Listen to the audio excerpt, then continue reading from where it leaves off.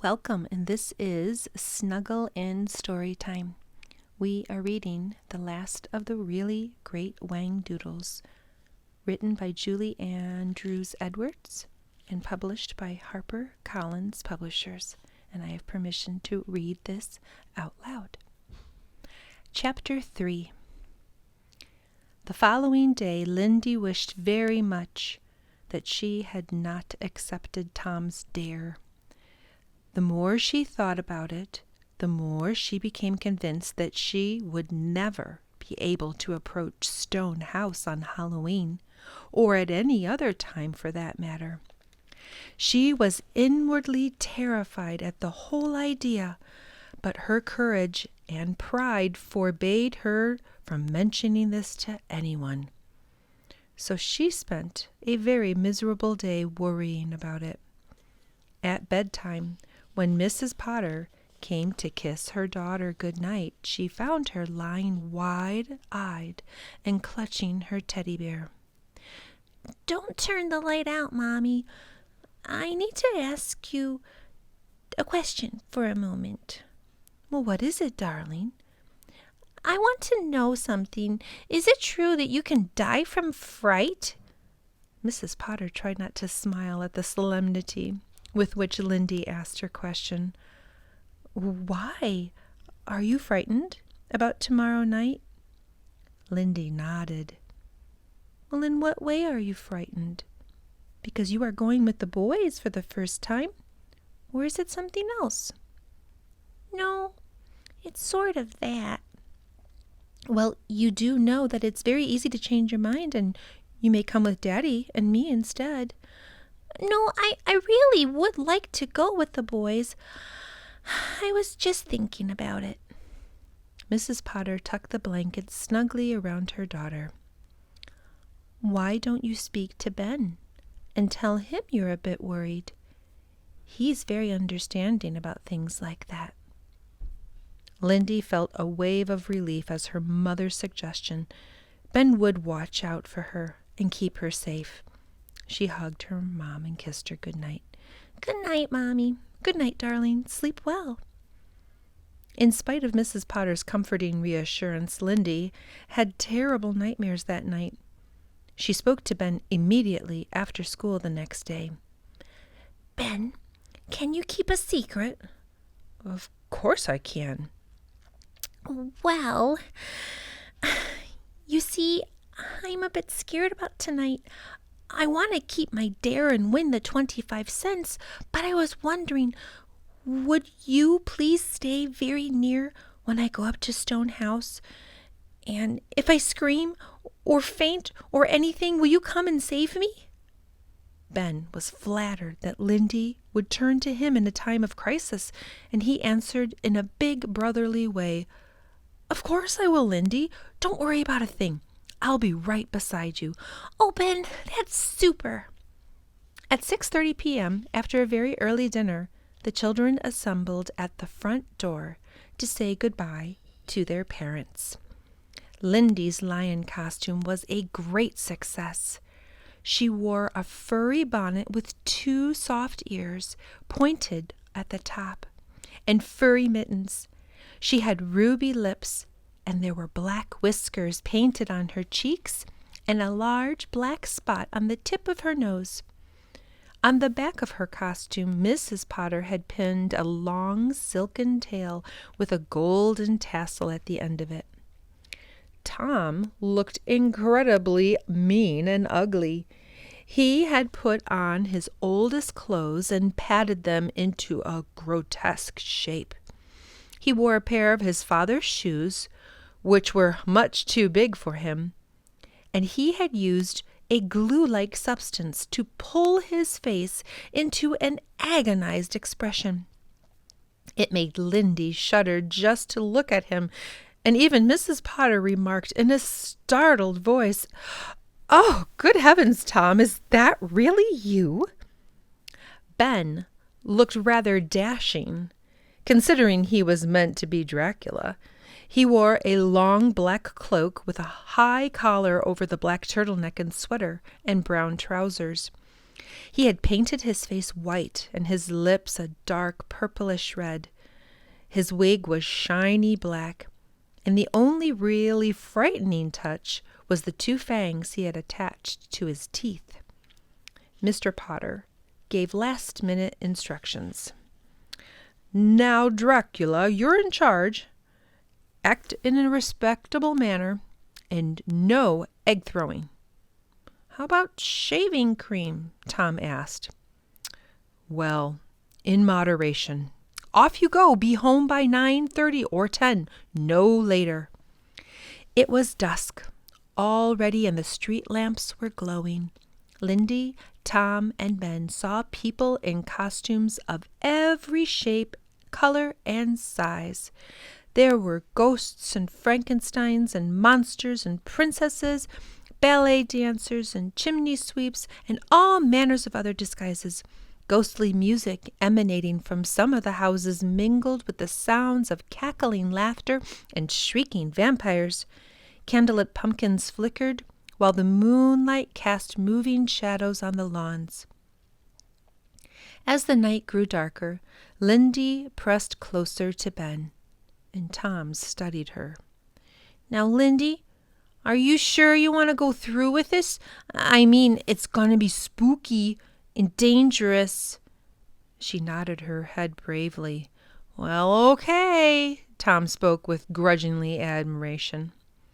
The 3 children pushed on towards the town, occasionally pausing to knock on doors of any house that looked appealing and cheerful.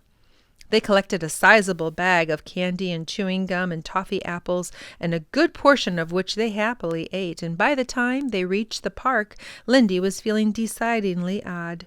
She couldn't tell if it was from fear or from too many treats. There were 2 magnificent bonfires on the grass, and children were piling sticks and dry branches onto the flames, and the sparks rose high into the air. But the nearer the Potter children got to Stone House, the less activity they saw. The area was heavily wooded. The grass was higher and obviously uncared for. Stone House loomed tall and ghostly gray in the moonlight.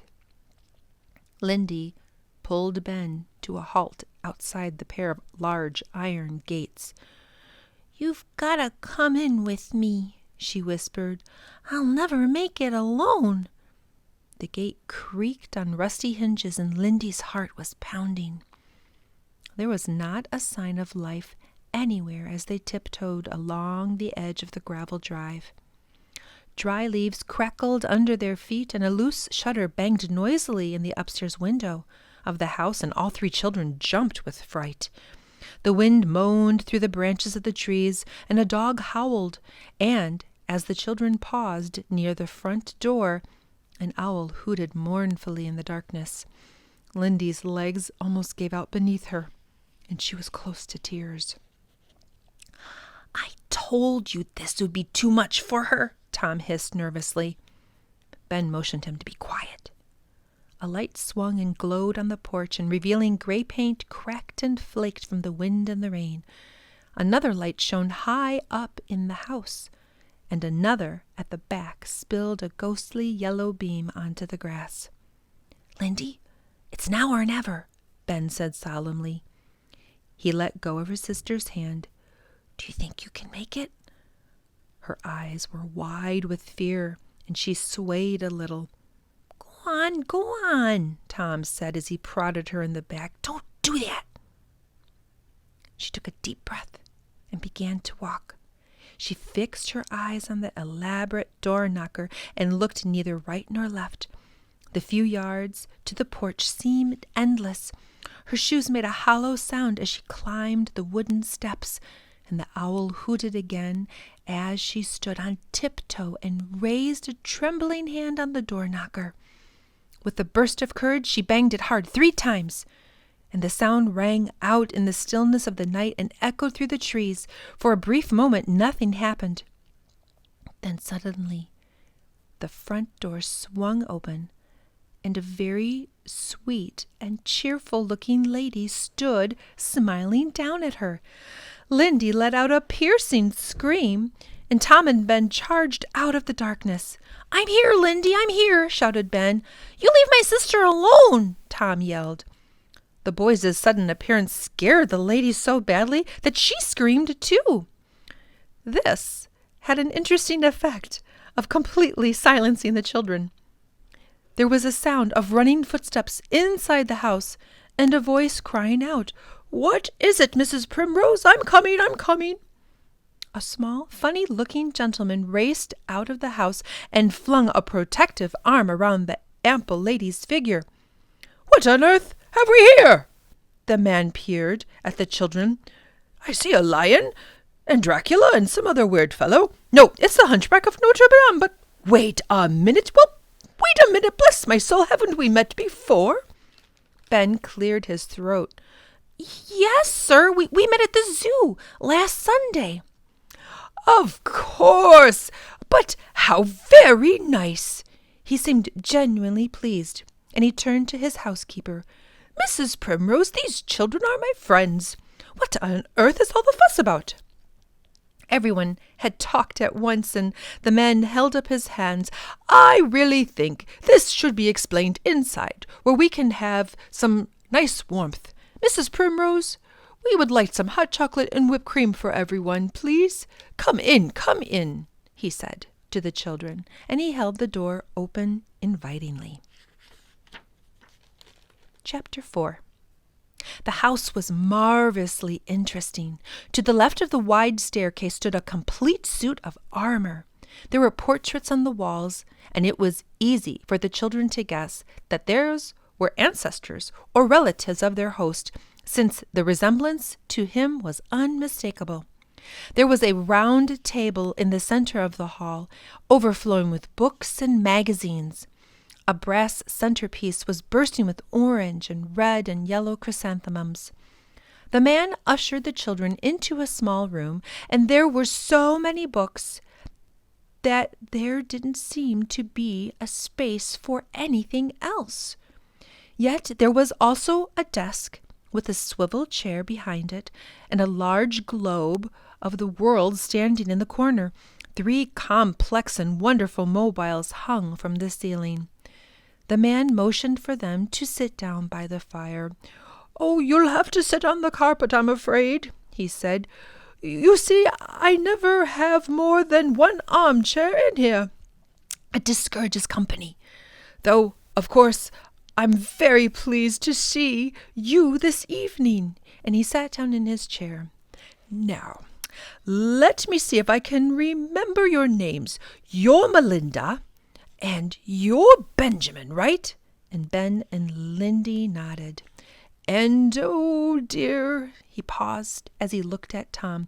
"Is it Teddy?" "No, it's Thomas, sir." "Oh, Thomas, of course. Silly me. Allow me to introduce myself. I am Professor Samuel Savant." Ben gasped. "Golly, are you the professor? The professor? The one who works at the university?" "Well, I am." "Dad was telling us about you the other day." "Well, was he indeed?" "Yeah, where's your prize?" "My prize?"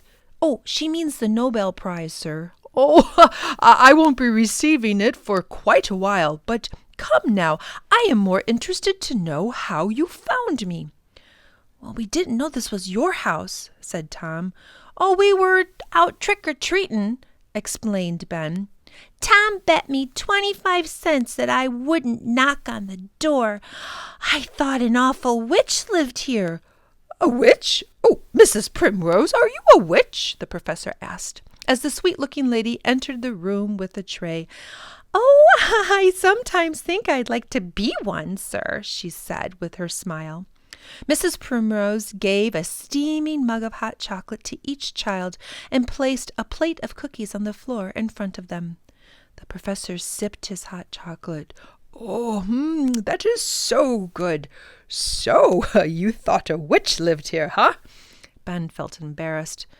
"Well, everyone at school thinks his house is haunted." Their host suddenly became serious. "Oh, I'm afraid I'm responsible for that rumor. You see, I do hate to be bothered. I need a lot of peace and quiet when I'm working." "Well, what do you do?" asked Tom. "Well, I think a lot." "That's not much," said Lindy. "Oh, on the contrary, it is a great deal," replied the professor. "Right now, I am thinking about life. I ask myself questions about it, its origins, and its meaning. Believe me, that takes a great deal of thought." And he leaned forward on his chair. "Do you know that the secret of life has almost been captured? It's part of an alphabet now. Have you heard of DNA and RNA?" "I think so, sir," Ben said, and he looked puzzled at Tom and shook his head. "Oh, well, DNA, that stands for deoxyribonucleic acid. That's a good word, huh?" The professor grinned. "But what does it mean?" Ben wanted to know. "Well, let me see if I can explain it very simply. Try to imagine a human cell, a single microscopically small unit of life. Inside the nucleus, the very center, is a sort of ladder, a ladder twisted into a spiral. And on that spiral is all the information as to how life comes about." "Oh, wow, that's a bit too complicated for me," said Tom. "Oh, indeed, it is complicated. Actually, it's miraculous. And DNA and RNA are the codes to life itself." "I always thought life had to do with God," said Lindy in a clear voice. "Oh, my dear," the professor laughed and touched her head gently. "I am sure it has a lot to do with God. Believe me, I think about him a great deal. But however life began, and some scientists say it was by an incredible accident, and some say it is by God's design, we do have the unique privilege of being on this earth right now, and that's something we shouldn't take lightly."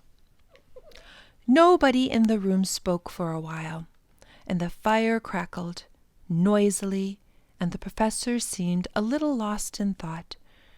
Suddenly, he came out of his reverie and addressed himself to Tom. "Hey, did you look up Wangdoodle in the dictionary, as I suggested, young man?" Tom smiled knowingly. I did, and it doesn't make sense. Dad says Wangdoodle doesn't probably exist." "But of course it exists. I told you it did." "Well, where is the Wangdoodle, and where does he live?" challenged Tom.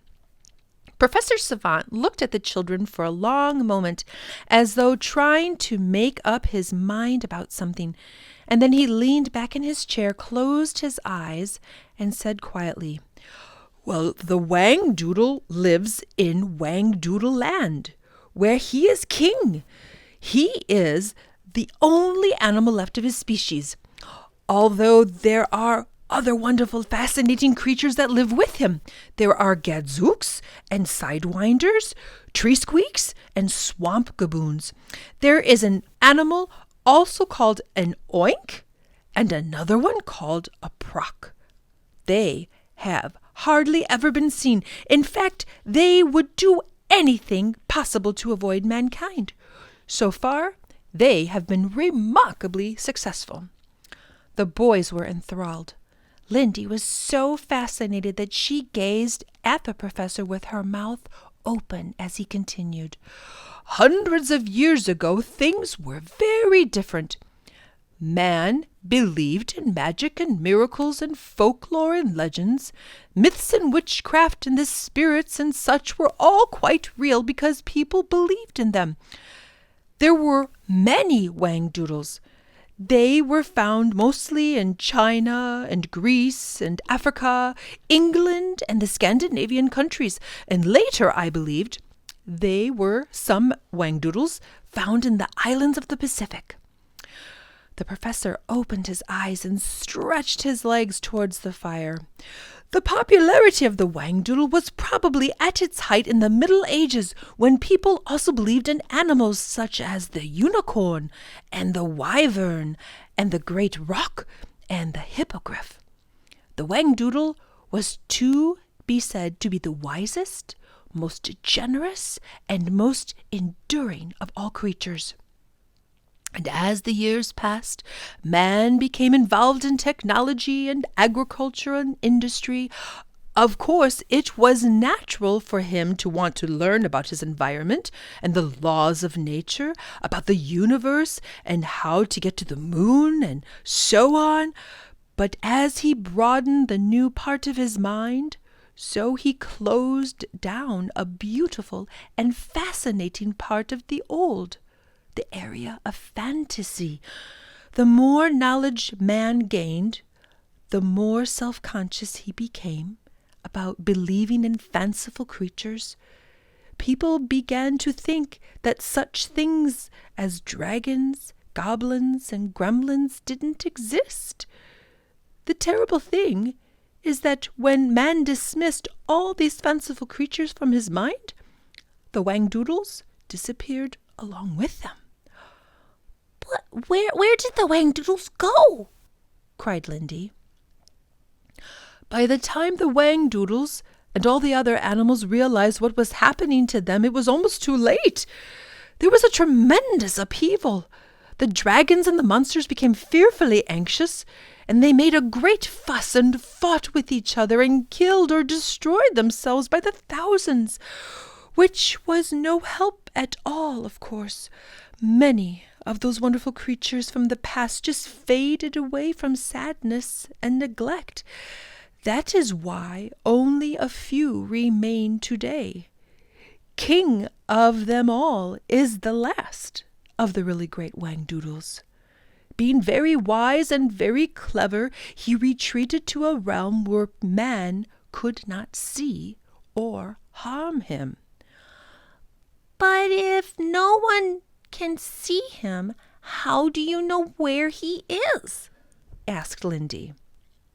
The professor took a moment to drink the last of his hot chocolate, and then he carefully set the cup to one side. I know he's there because I have been to Wangdoodle Land. The children sat in stunned silence. He continued. I have not actually met the Wangdoodle. He is elusive, and of course he is very anxious to avoid me, as I am determined to try to find him. Well, how did you get to Wangdoodle Land? Whispered Lindy. How did you get there? The professor spoke slowly and distinctly. There is only one possible road you can take, he said, and that is to go by way of your imagination. But that's ridiculous, Ben cried. You couldn't use your imagination to go anywhere. And Tom, in a disbelieving voice, said, That's impossible. Oh, no, it isn't. Nothing is impossible, replied the professor. In fact, I have a saying in my office. Whatever man imagines is possible. I've proved that hundreds of times in my work. Okay, then how did you do it? Challenged Tom. Oh, I had to go through training. I had to stimulate and teach my mind to become aware and open to any possibility. I was like an astronaut preparing to go to the moon. Think how long they study before they begin a journey. That's a perfect example of what I'm talking about. The professor jabbed a little finger at the children.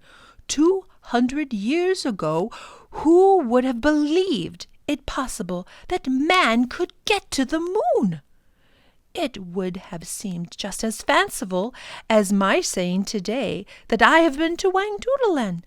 But man imagined going to the moon, and now it is reality. Lindy asked a vital question.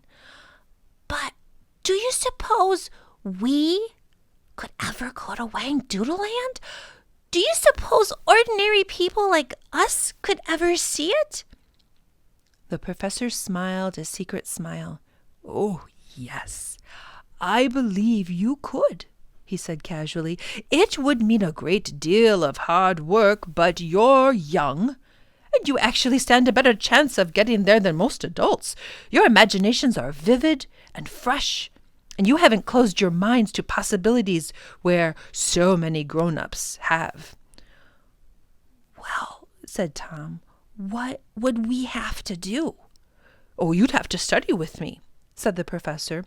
"We would have to meet each day and work very hard. When I thought you were ready, we would begin trying to find Wangdoodle Land, but you would have to do exactly as I say, and more importantly, you would not be able to mention this to another living soul." "I couldn't tell Mommy?" asked Lindy. The professor shook his head. "Oh, no, Lindy, it would spoil everything. You see, most grown-ups would not, indeed, they could not understand what we would be trying to do." "Then how come you understand so much about Wangdoodles?" demanded Tom. "Well, that's because I'm different. Some people consider me an eccentric. I'm specializing in imagination. I imagine things most people wouldn't even dream of." "Like DNA and RNA," said Ben. "Precisely. And the Wangdoodle? I have made it my life's work to study this extraordinary creature." "I sure would love to see a Wangdoodle," said Ben. "Gosh, what a thrill that would be, to be with only people who have seen it in all these years." "I still don't really see how that's possible," said Tom. "But it would be fun. What about you, Lindy? Do you suppose she could go? I mean, she's too young, right?" "Of course I'm not," Lindy protested instantly. "I'm old enough to go, aren't I, Professor?" "Oh, I would think it important that you go, Lindy. Being the youngest, your imagination is the most fertile. You could help where the rest of us might fail." "See?" She turned in triumph to her two brothers. "Oh, but wait a minute. I have not yet said that you could go," said the professor, and the children all spoke at once. "Oh, please, please, Professor, let us go. We'd love to go. We'd do anything you say." The professor deliberated a moment, and finally he said, "All right, but there have to be conditions. First of all, I must be in complete charge. Secondly, you must tell your mother that we have met this evening and that I will be telephoning her to discuss your visits. I think that is correct, and it will save your parents worry. And third, it is the one I have already mentioned. You must not talk of this to anyone. Is that quite clear?" The children nodded. "Then I see no reason why we should not try this experiment together. I should just like to add, once committed, there will be no turning back for us. Are you ready to take that responsibility?" Without a moment's hesitation, the boys nodded, and Professor looked at Lindy. "When can we get started?" she said eagerly. The professor walked into the study and called for Mrs. Primrose, and he said politely, "I am afraid that I must leave you all now. Mrs. Primrose, I would like for you to jot down the telephone number of my friends here, and then perhaps you'd show them out." And he smiled to the children. "I shall expect you after school on Friday. Goodbye, and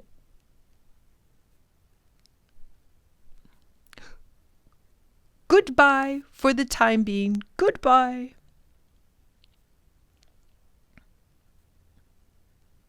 I'm going to redo that. The professor walked to the study door and called for Mrs. Primrose. He said politely, "Oh, I am afraid that I must leave you right now. Mrs. Primrose, I would like for you to jot down the telephone number of my friends here, and then perhaps you'd show them out before me." And he smiled to the children. "I shall expect you after school on Friday. Goodbye for the time being. Goodbye."